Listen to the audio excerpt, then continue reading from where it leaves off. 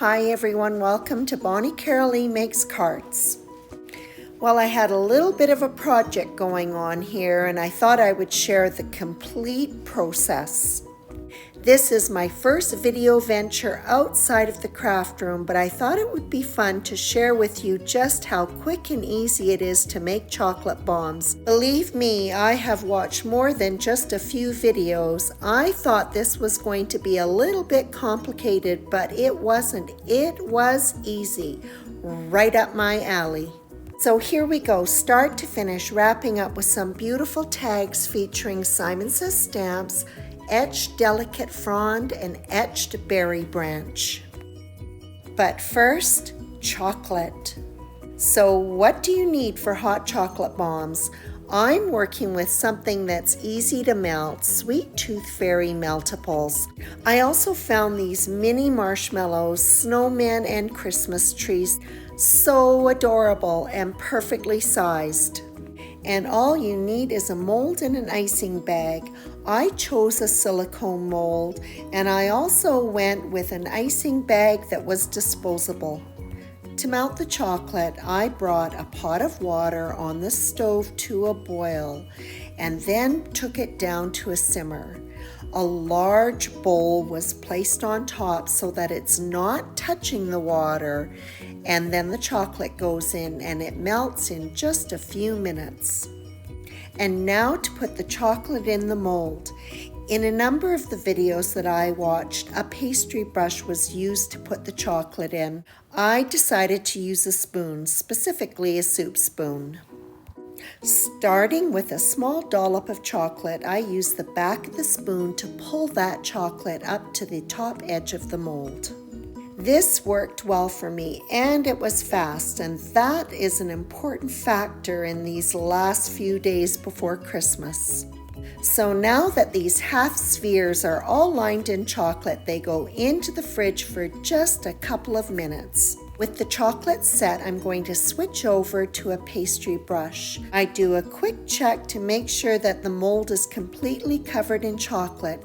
If there are any little gaps, I just touch those up, of which I didn't have any in this batch. What I did do though was add in some additional chocolate at the top of the molds where it might be a little bit thin.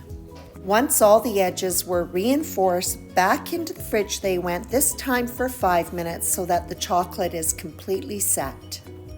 The unmolding always makes me a little bit nervous, but these just popped out, and look how beautiful and shiny those half spheres are. And there they are, gorgeous. I'm going to clean up the edges on half of the spheres with a non-stick frying pan on low heat. The half spheres go onto the pan for just a couple of seconds with a quick twisting motion until the chocolate melts, and then onto a mini muffin pan to keep them stable. Wouldn't want them rocking off the counter.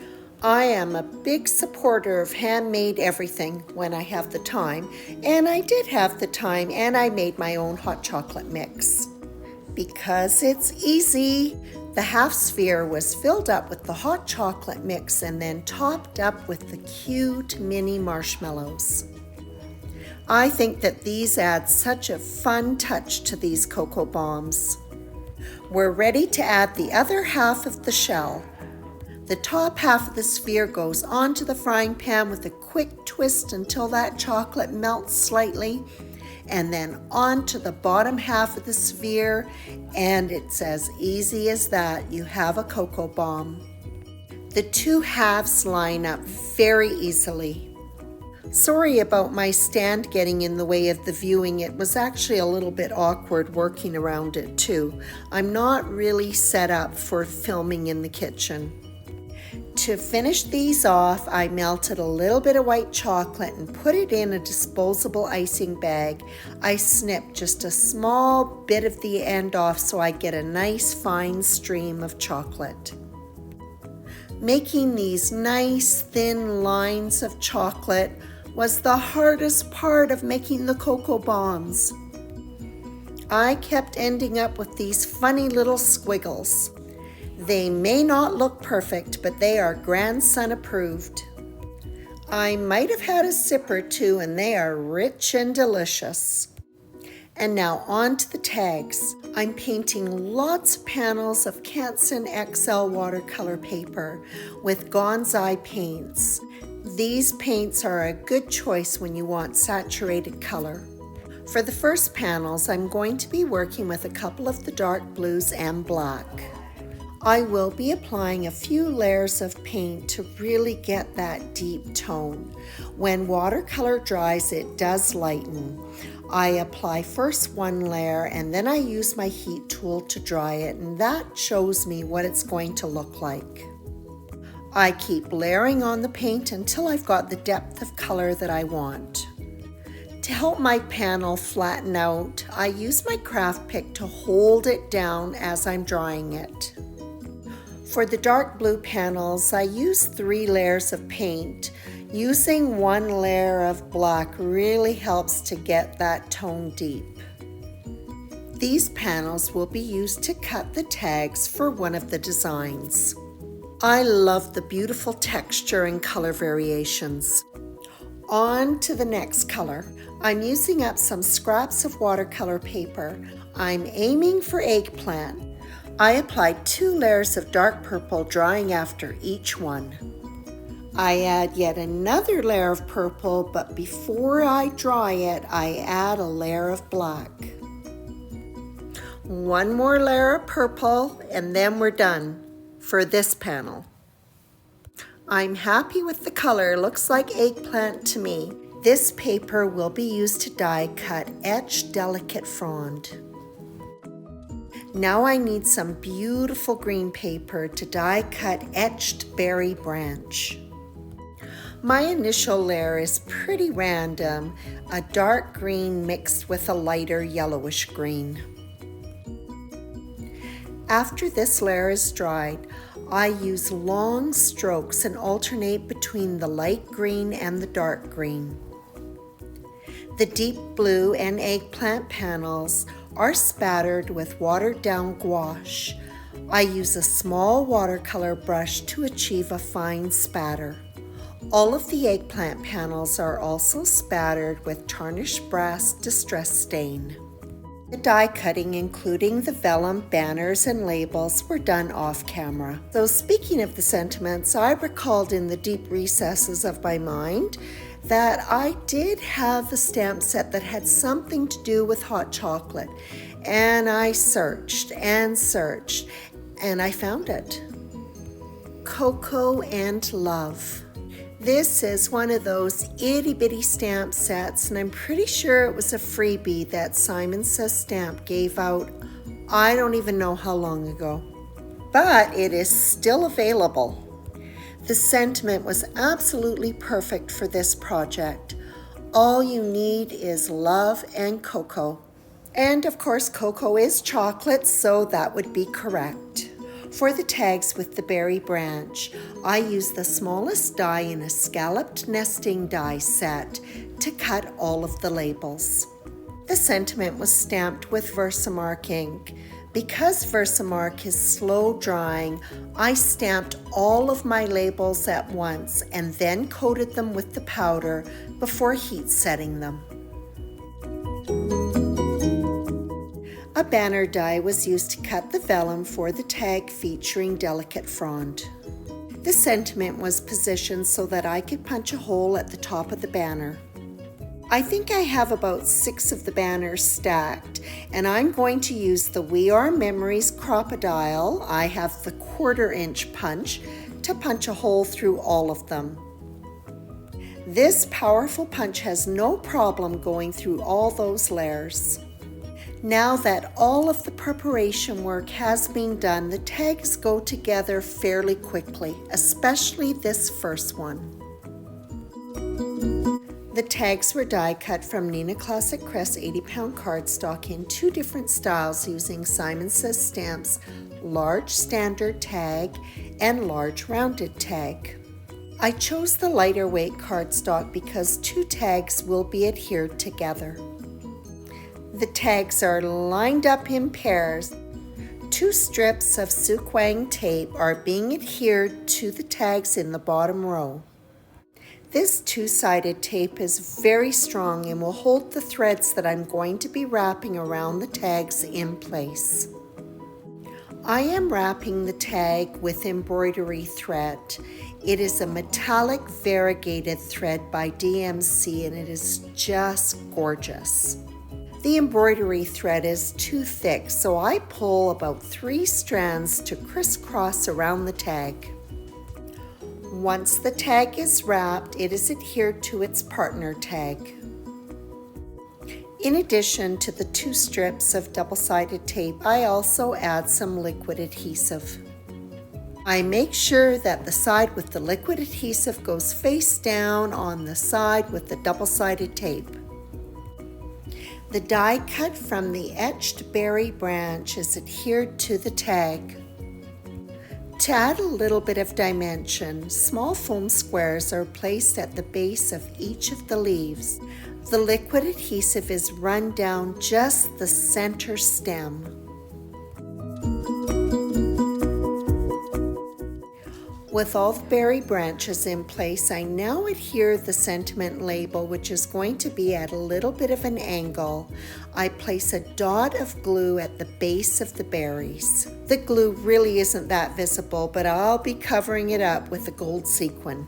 Small and medium-sized sequins from a red and dark pink sequin mix are used for the berry detail.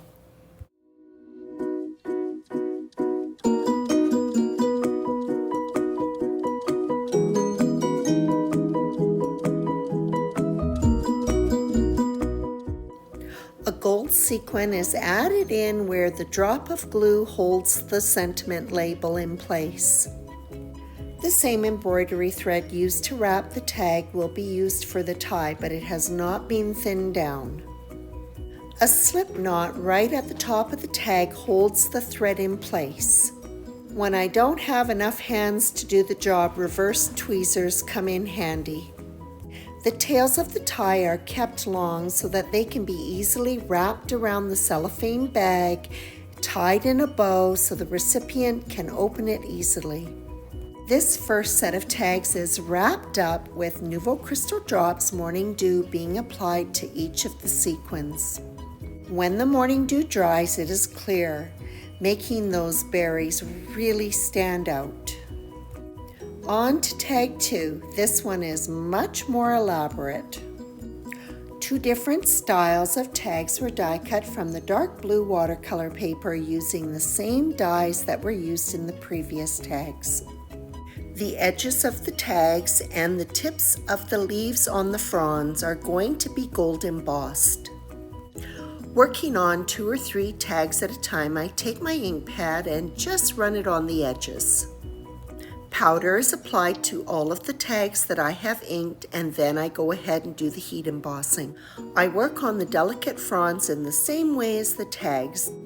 Inking about 3 at a time, I just lightly touch the Versamark ink pad to the tips of the leaves. There's no need to apply pressure.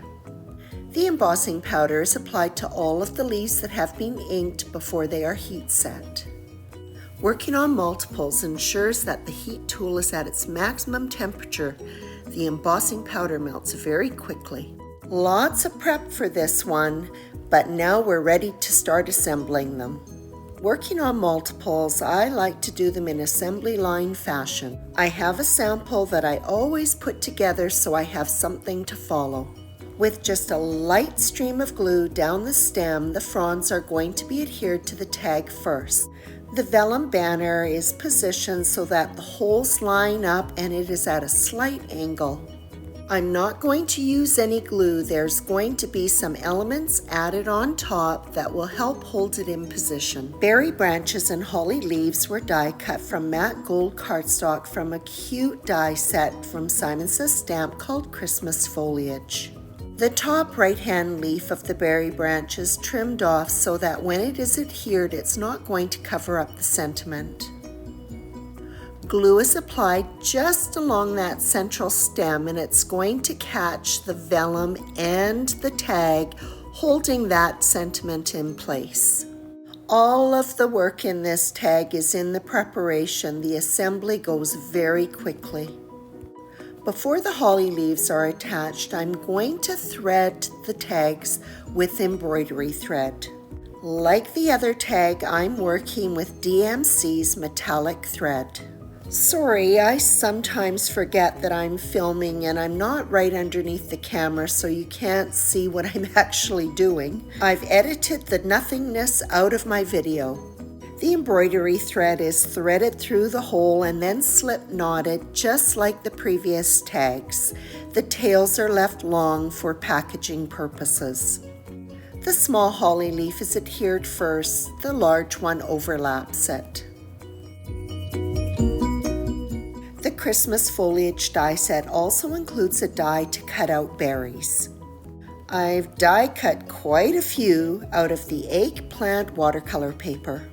They are adhered to the berry detail on the branch, and then I have 3 accent berries at the top of where the holly leaves intersect. When working with anything small, be it sequins or even small die cuts of paper, I like to use a jewel picker. The job of adhering all these little itty-bitty pieces goes very quickly with this tool. The berries are finished off with Nouveau Crystal Drops Morning Dew. It helps the berries to stand out and also adds a little bit of shine to these tags. When working with Nouveau Drops, I like to set them aside overnight to let them dry completely. I'm going to add a fun little detail to these tags. I'm going to start off by tying some bows and leaving the tails roughly 1.5 inches long. I've run out of the pale gold thread that I was using and so had to switch things up. The bows are placed on wax paper. I'm using the tip of my tweezers just to separate the strands of thread on each of the tails. I place my hand across the strands just to hold them stable while I apply glue to the ends of them. I'm going to be adhering a mixture of small and medium-sized sequins to the ends of the strands. Good thing these jewel pickers are so economical because it is essential for this. I like to work on one side at a time. Once the glue goes down, it stabilizes the bow and it's much easier to work on. You can always count on me to grab whatever is handy on my desk to do a job. A craft pick would probably work a lot better than my tweezers. Having said that, they worked well enough because I used them for every single bow. Again, I add a dollop of glue to the end of each of the strands and pop the sequins on, mixing it up between the medium and small sizes. All of the sequins are topped up with, yes, Nouveau Crystal Drops Morning Dew. These are set aside to dry overnight along with the tags. The next morning, I'm ready to wrap up these tags by adding on these cute bows with their sparkly dangles. Some of the bows were embellished with gold confetti, others with lilac sequins. Glue is applied at the base of the hole for the bow to be adhered to. You can see how easily the sequins pop off the wax paper. Just a little nudge with my finger and off they come. It will take a few minutes for the glue to set up when the bow has been adhered to the tag, and so I carefully set them aside so that they don't lose position. And that wraps up this second set of tags with so many fun details.